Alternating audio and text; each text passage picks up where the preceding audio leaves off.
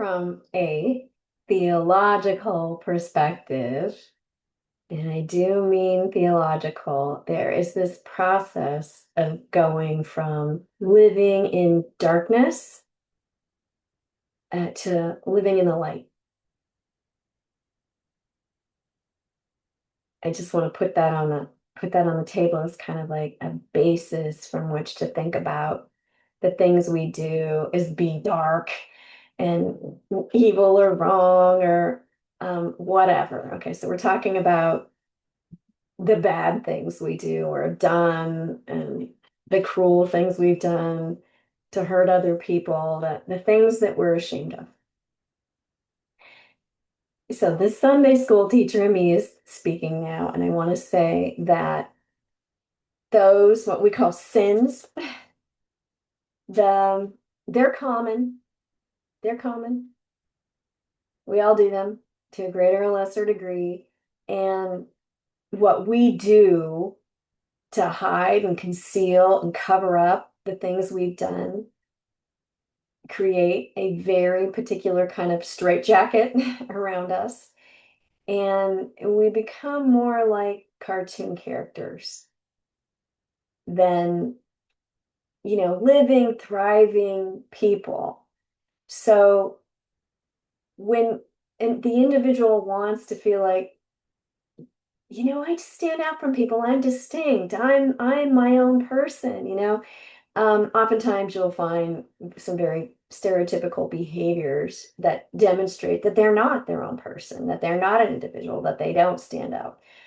Um, but the one way to become truly a unique individual is to clean the inside of the cup, is to do the housekeeping. And then you figure out who you really are. And then you figure out, oh man, I was special all along. I didn't need to do anything.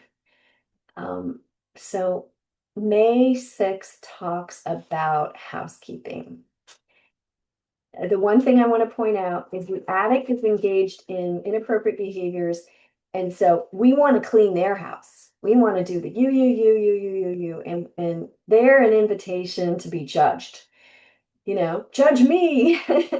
and that draws us into sin. So let's do this. Let's talk about cleaning the house. May 6th. I was intimidated by step 5 because it meant revealing my darkest secrets to another person. Afraid that I would be rejected for being less than perfect, I put so much energy into hiding the truth that although no one rejected me, I was as isolated and lonely as if they had. When I realized how painful it was to continue living that way, I found a sponsor and asked for help. We worked the 5th step, and I shared some of my characteristics and attitudes that I found particularly shameful. My sponsor began to laugh.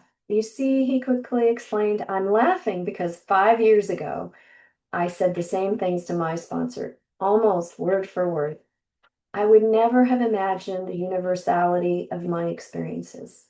I would never have guessed that in sharing what I felt made me different from other people, I would discover how alike we all really are. Today's reminder: many have known shame and fear, and many have known joy. Sharing mine with others will make my ride through life a smoother one. Here's the quote. Deep down, I had the nagging knowledge that there would be no real relief from myself until I could bring my problem out in the open and talk to somebody else about it. And that's a quote from As We Understood.